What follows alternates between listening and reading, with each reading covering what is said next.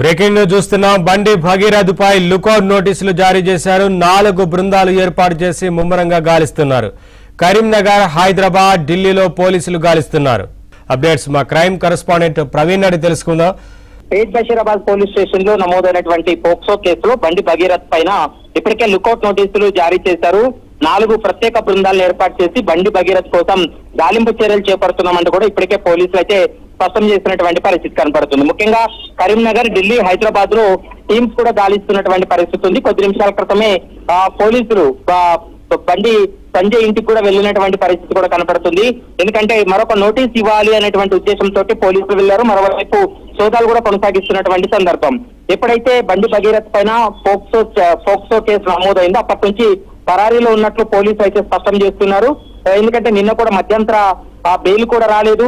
మరోవైపు ముందస్తు బెయిల్కి సంబంధించి కూడా ఎలాంటి ఆదేశాలు రాకపోవడంతో పోలీసులు అయితే మాత్రం చర్యలకు పూనుకున్నారనేది మనకు స్పష్టంగా అర్థమవుతుంది. ఇప్పటి వరకు పోలీసులు 4 ప్రత్యేక బృందాలను ఏర్పాటు చేసి గాలింపు చర్యలు చేపడుతున్నట్లు కూడా సమాచారం అందుతుంది. ఈ రోజు సాయంత్రం